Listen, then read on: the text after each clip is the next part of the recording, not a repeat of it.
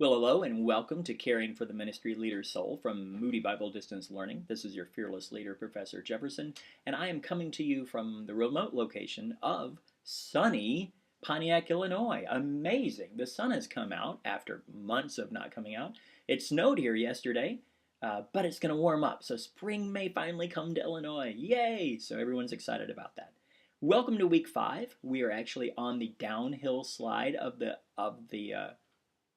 class. I'm very excited about that.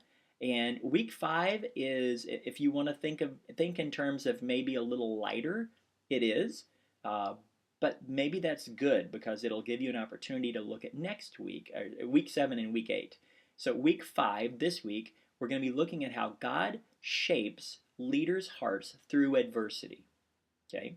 And the paper you're going to be doing, the reflection paper, is you're going to be looking at 1 Kings 19. Now, 1 Kings 18 is literally a mountaintop experience, right? Elijah on the mountain with the prophets of Baal, and he does a smackdown on him, and the fire falls. And then in 1 Kings 19, you find him underneath a tree, begging God to kill him. He's suicidal, he's depressed, he's mad, he's angry, he's whining. He's having a breakdown. And you're going to write about what God does. How does God handle that? How does God handle Elijah? How does he handle us when we are whiny, when we are sad, when we are angry, when we are lonely, when we are complaining, when we may be suicidal? Kill me, God. I'm the only one left. How does God handle us when we do that?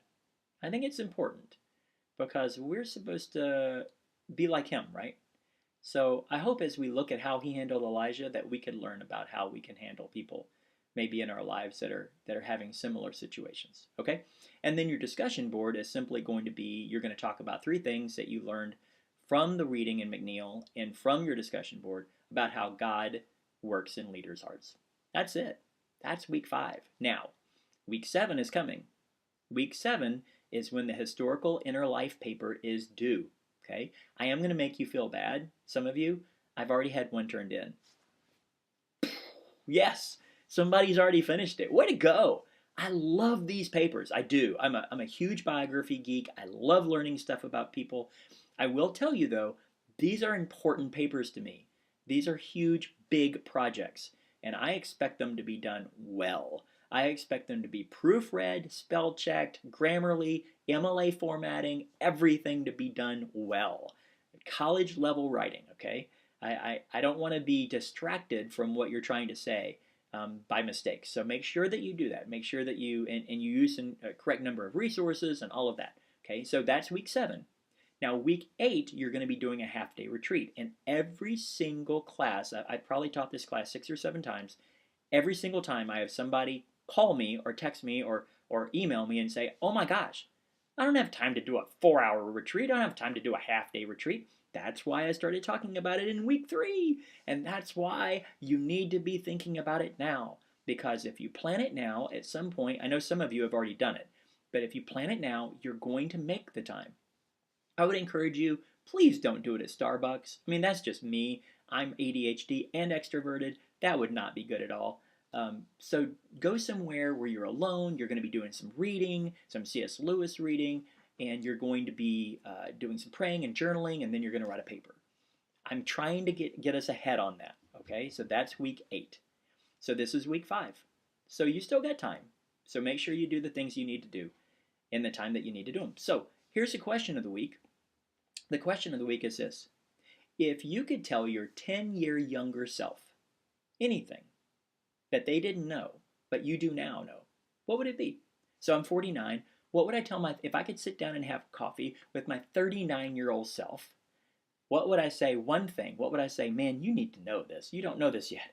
You need to know this. Okay? All right. So I also wanted to just ask of you, I know that Blackboard can be buggy, and I would really, I know some of you, this is the only time you can do it. I get it. But if you look at the timestamp of when all the papers come in, like 15 papers came in the 8 minutes before midnight on Friday or whatever on Monday. I would really recommend that you try to do your papers or try to turn in your discussion boards before that, just in case the Blackboard does get buggy and you're not freaking out and trying and you can't post it. So please try to do it earlier in the week. That'd really be helpful. And then I wanted to tell you a story to end our little time together. And it's a short story, but it has affected me and it still affects me today. We had a young man killed in our student ministry, killed in a truck wreck.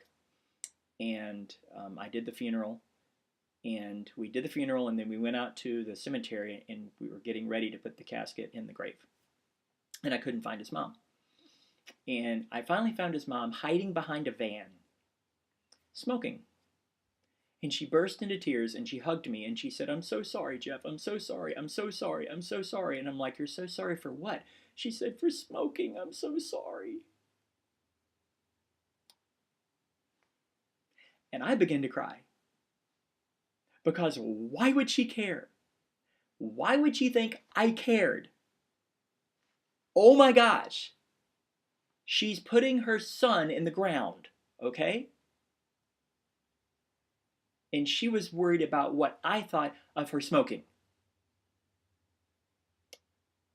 And I believe myself to be a very graceful person. But she looked at me as a pastor and thought that's what I would think was important right that moment. Oh my gosh, if I could help you guys understand in that moment, her smoking is the least important thing in the universe. Okay? That is a time of heartbreak and a time for the ministry of the Spirit in all of us. So I don't really know why I shared that, but I kind of felt like I should. That wasn't on my little notes that I do for these videos, but somebody needed to hear that, I think. And if it wasn't you and you thought that was weird, you can just say whatever. Okay? All right. If you have any questions, any comments, any prayer requests, please let me know. Onward and upwards.